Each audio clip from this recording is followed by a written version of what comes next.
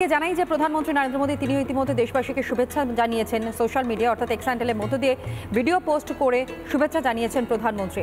পবিত্র রথযাত্রার শুভেচ্ছা প্রধানমন্ত্রীর মহাপ্রভু জগন্নাথ দেবকে প্রণাম এবং তার আশীর্বাদ সকলের উপর বর্ষিত হোক ও পোস্ট করে প্রার্থনা করেছেন প্রধানমন্ত্রী নরেন্দ্র মোদী।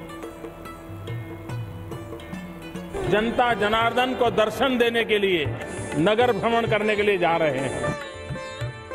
भगवान जगन्नाथ जी की रथ यात्रा देश के कई भागों में बहुत ही श्रद्धा और उल्लास पूर्वक देशवासी मनाते हैं। बहुत कम लोगों को पता होगा, अंग्रेजी भाषा में एक शब्द है जगरनॉट और उसका मतलब होता है ऐसा भव्य रथ जिसे कोई रोक नहीं सकता। और इस जगरनॉट का डिक्शनरी मीनिंग में भी ये पाया जाता है कि जगन्नाथ के रथ के साथ में से ही ये शब्द का उद्भव हुआ है। और इसलिए हम समझ सकते हैं कि दुनिया ने भी जगन्नाथ इस यात्रा को अपने अपने तरीके से किस प्रकार से महात्म्य स्वीकार किया है। जगन्नाथ जी भगवान गरीबों के देवता और उनका पूरा पूजन अर्चन कार्यभार गरीब तबके के लोगों के साथ एक आत्मीयता का नाता जोड़ने वाला है। भगवान जगन्नाथ के महाप्रसाद से सदियों से कितने ही गरीबों को भोजन मिलता रहा। इसी भावना के साथ आज देश जन सेवा ही प्रभु सेवा की सांस्कृतिक सोच से आगे बढ़ रहा है। पुरी जैसे तीर्थ, जगन्नाथ मंदिर जैसे पवित्र स्थान इसके केंद्र रहे। मैं सभी देशवासियों को शुभकामनाएं देता हूं। তিনি শুভেচ্ছা বার্তা পাঠিয়েছেন এবং সেই ভিডিও আপনাদের সামনে আমরা তুলে ধরলাম। আর একই সঙ্গে আপনারা দেখতে পাচ্ছেন জগতের নাথ জগন্নাথ দেবের পূজার্চনা আরাধনায় এই মুহূর্তে কেন্দ্রীয় স্বরাষ্ট্রমন্ত্রী অমিত শাহ। কিছুক্ষণ আগে সেই ছবি আপনাদেরকে দেখেছিলাম যেখানে আহমেদাবাদের জগন্নাথ মন্দিরে সেখানে পূজার্চনা শুরু হয়ে যায় ঠিক সকাল 6টা থেকেই এবং উপস্থিত ছিলেন সেই সময় কেন্দ্রীয় স্বরাষ্ট্রমন্ত্রী অমিত শাহ নিজে হাতে পূজার্চনা করেন, আরাধনা করেন। একই সঙ্গে আহমেদাবাদের ছবি দেখাচ্ছি আপনাদেরকে যেখানে গুজরাটের মুখ্যমন্ত্রী তিনি উপস্থিত রয়েছেন, পুজো দিতে দেখা যাচ্ছে এই মুহূর্তে। সেই ছবিটা আপনাদের সামনে আমরা তুলে ধরছি যেখানে পূজার্চনা গোটা দেশের বিভিন্ন জায়গায়। অন্যতম স্থান এই গুজরাট এবং সেখানেও পুজো দিতে দেখা যাচ্ছে, আহমেদাবাদে পুজো দিতে দেখা যাচ্ছে গুজরাটের মুখ্যমন্ত্রীকে।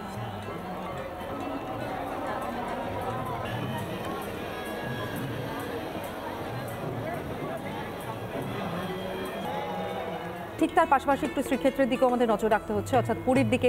পুরীতে সেখানেও কিন্তু নিরাপত্তা ব্যবস্থা যেমন আঁটোসাঁটো করা হচ্ছে, আপনারা জানেন লক্ষাধিক মানুষের সমাগম হয় এই রথযাত্রাকে কেন্দ্র করে এবং সেই রথযাত্রারই রথ বেরোনো এবং রশিতে টান দেওয়ার আগের মুহূর্তের ছবি দেখাচ্ছি। শ্রীক্ষেত্র পুরীতে সেখানে রথযাত্রা উপলক্ষে ভক্ত সমাগম হতে শুরু করে দিয়েছে এবং রথের রশিতেই টান দেবেন ভক্তরা। আজ শুভক্ষণ যেমনটা মানা হচ্ছে যে বিকেল 4:40 আজ সকাল থেকেই ঠিক থেকে ভিড় পুরীতে।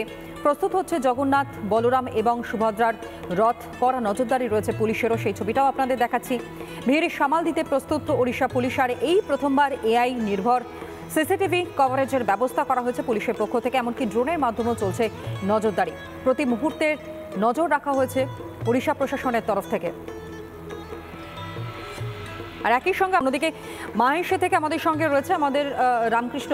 আমি একটু রামকৃষ্ণ এখান থেকে একটু জানি তোমার কাছে যে এই যে মাহেশের রথ নিয়ে যাওয়া কতদিনের ঐতিহ্য, এখানে সেই রকম ঐতিহ্য বহন করে নিয়ে আসা হচ্ছে এবং রথের রশিতে সব থেকে বড় যে বিষয়টা হয়ে দাঁড়ায় যে রথের রশিতে টানটা কখন পড়বে, যার অপেক্ষায় অসংখ্য ভক্তকুলে তারা রয়েছে।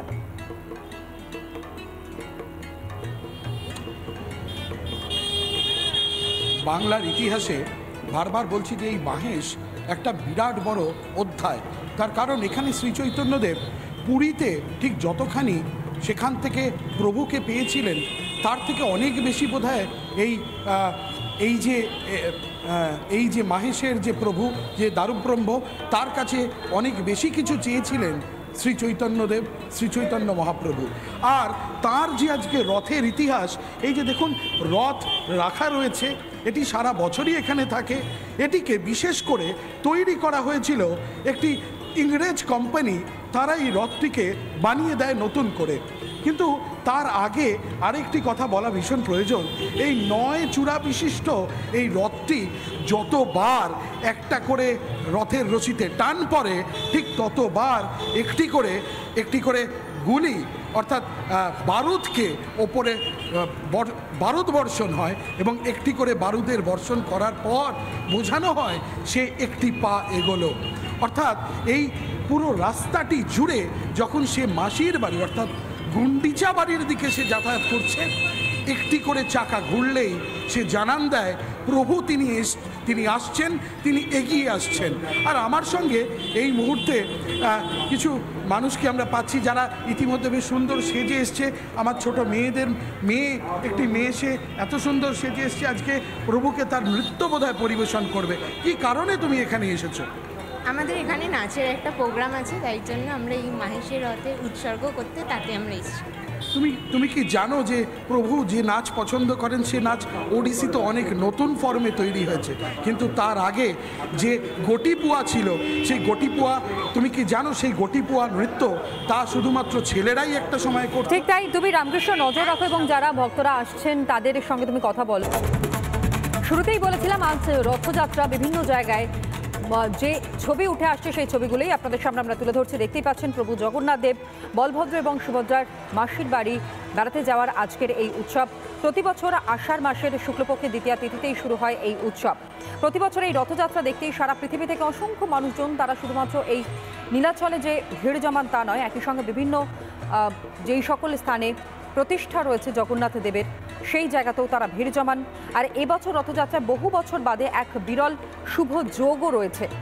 এর ফলে একদিন নয়, রথযাত্রা এবার 2 দিন ধরে পালিত হবে। 7ই জুলাই অর্থাৎ আজ পুরীর মন্দির থেকে বেরিয়ে আগামীকাল মাসি গুন্ডিচার বাড়ি পৌঁছবে রথ। প্রত্যেকটা জায়গার ছবি দেখাচ্ছে যেখানে রথযাত্রাকে কেন্দ্র করেই আজ কলকাতার ইসকনে সেখানকার ছবিও দেখতে পাচ্ছেন। সেবায়াত্রা তারা পূজার্চনা সারছেন, জগন্নাথ দেবের পুজো চলছে ধুমধাম করে এবং একই সঙ্গে সমস্ত রকমের রীতি মেনে।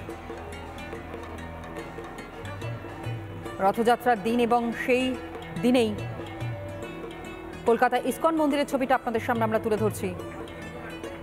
মহাপ্রভু জগন্নাথ দেবকে আজ অত্যন্ত সুন্দর করে সুসজ্জিত করে সাজিয়ে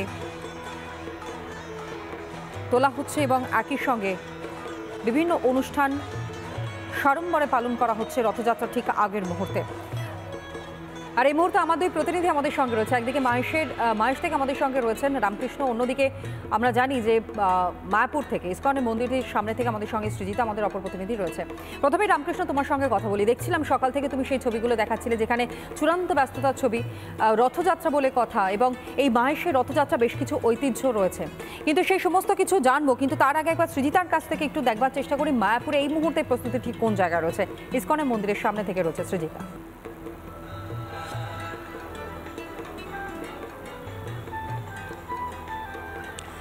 তনয়া, আমি এই মুহূর্তে মায়াপুরে আছি, তবে এখানে একটা ছোট বিষয় রয়েছে।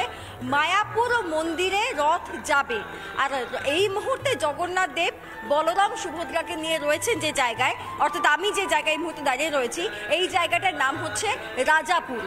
এই রাজাপুরে বলা হয় যে উড়িষ্যায় এক রাক্ষস তার অত্যাচারে শবররা সেখান থেকে চলে আসছেন তখন তারা জগন্নাথ দেবকে নিয়ে চলে আসেন এই বঙ্গদেশে এবং এখানে তারা স্থান নেন এবং দীর্ঘদিন জগন্নাথ দেব এখানেই ছিলেন, শবরদের ভক্তি শ্রদ্ধায় তিনি ছিলেন এবং কালের নিয়মে সে বিষয়টি হারিয়ে যায়, আস্তে আস্তে গাছপালা দিয়ে ঢেকে যায় গোটা অংশ। পরে এক ব্রাহ্মণ মানুষ তিনি সেই পুজো আবার প্রচলন করেন। পরবর্তী সময় সেটা যখন আর প্রচলন করে বা টেনে নিয়ে যাওয়া সম্ভব হচ্ছে না, তখন গোটা দায়িত্বটি চলে আসে ইসকনের কাঁধে। তারপর থেকে লাগাতার এই রাজাপুর থেকে রথ যায় মায়াপুর অবধি এবং উল্টো রথের দিন আবার এই রাজাপুরেই ফিরে আসে। তবে এখানে কয়েকটা ছবি আমি তোমাকে দেখানোর চেষ্টা করব যে আমরা যেমন পুরীতে দেখেছি 3টে রথ আলাদা করে সাজানো হয়, সর্বত্রই একই ছবি দেখা যায়, ঠিক এখানেও একই ছবি রয়েছে। সেই রথের নামগুলো এবং সেই রথগুলো কিভাবে সাজানো হচ্ছে সেই ছবিটা চলো আমরা একে একে দর্শকদের দেখিয়ে দিই। প্রথম যে রথটার সামনে আমরা দাঁড়িয়ে রয়েছি নন্দী ঘোষ। তোমরা জানো যে নন্দী ঘোষ জগন্নাথ দেবের রথ। এই রথে দুপুর 1টা নাগাদ একেবারে প্রসেশন করে জগন্নাথ দেব আসবেন, সামনেই মন্দির, সেখান থেকে এসে তিনি এই রথে চাপবেন। এই রথটি কিভাবে সাজানো হয়েছে একবার একটু দেখিয়ে দিই। উপরে হলুদ রঙের কাপড় দেওয়া হয়েছে এবং তারপর কার্যত ফুল এবং ফলে সজ্জিত হয়েছে গোটা রথ, যেখানে ফলের মধ্যে রয়েছে আনারস, আপেল, আম, মুসম্বি লেবু, ভুট্টা, আবারও আপেল, আম, কলা এবং আনারস দিয়ে এই রথটিকে সাজানো হয়েছে। এই গেল নন্দী ঘোষের কথা, অর্থাৎ যেখানে জগন্নাথ দেব উঠবেন এবং জগন্নাথ দেব উঠে মায়াপুরে যাবেন। এরপর চলো পরের রথটা তোমাদেরকে দেখাই। এই রথটা হচ্ছে তালধ্বজ। তালধ্বজ রথে উঠবেন বলরাম দেব এবং এই রথটিও একইভাবে সেজে উঠেছে। উপরের কাপড়টা ভিন্ন, সবুজ এবং লাল রঙের কাপড়ে সেজে উঠেছে তালধ্বজ। এখানে বলরাম দেব উঠবেন এবং ফুলের সঙ্গে যেমন তিনি সজ্জিত হয়েছেন ঠিক তার পাশাপাশি এখানে ফল দিয়ে সুসজ্জিত করা হয়েছে গোটা রথটিকে, যেখানে আনারস, মুসম্বি লেবু, আপেল, আম, ভুট্টা, আবারও আপেল, মুসম্বি লেবু, ভুট্টা, আম এবং আনারস দিয়ে গোটা রথটিকে সাজানো হয়েছে। এই গেল বলরামের রথ। আর কিছুক্ষণ পরেই তিনি এই রথেই যাবেন, 2টো থেকে এখানে প্রসেশন শুরু হবে। আর সর্বশেষ যে রথটি আমি দেখাচ্ছি পদ্মনাথ ধ্বজ। এই পদ্মনাথ ধ্বজ হচ্ছে সুভদ্রা মহারানীর রথ। এই রথে সুভদ্রা মহারানী চাপবেন ফুলের সঙ্গে, পাশাপাশি ফল যেমনভাবে অন্য 2টি রথে ছিল এই একইভাবে এখানে গোটা ফল দেওয়া হয়েছে, যেখানে আনারস রয়েছে, আম রয়েছে, মুসম্বি লেবু, ভুট্টা, আপেল সবকিছুর সহাবস্থান রয়েছে। আর কাপড়টা একটু ভিন্ন। উপরে যদি কাপড়টা একবার আমি বলবো ভিডিও জার্নালিস্ট মেহরাজ আলীকে দেখাতে, সেই কাপড়টা হচ্ছে তোমার কালো এবং লাল কাপড়ে মোড়া হয়েছে এই রথটিকে। এই 3টে ভিন্ন ভিন্ন রথে তারা যাত্রা শুরু করবেন রাজাপুর থেকে মায়াপুরের উদ্দেশ্যে। এখানে আমি আর একটা ছোট্ট জিনিস শুধু দেখে রেখে আছে, এই মধ্যে চাকার অংশগুলো দেখানো হচ্ছে। চাকাগুলিকেও আসলে রথের চাকাগুলিকেও খুব সুন্দর করে সাজানো হয়েছে। শঙ্খ এবং আমি দেখতে পাচ্ছি গদা, সেগুলি দিয়ে এই যে রথের চাকা, এই রথের চাকাগুলিকে সাজানো হয়েছে। বেশ, এইবার আমি আরেকটা ছবি দেখাতে বলবো মেহরাজ আলীকে, সেটা হচ্ছে ওই রথটির ছবি আমি একটু দেখাতে বলবো। এই যে ময়ূরপঙ্খী রথটি, এই রথে প্রভুপাদ তিনি এই রথে যাবেন, তিনি যাবেন, তার জন্য এই রথটি সাজানো হচ্ছে। ইতিমধ্যেই সেই সাজানোর কাজ চলছে ফুল দিয়ে।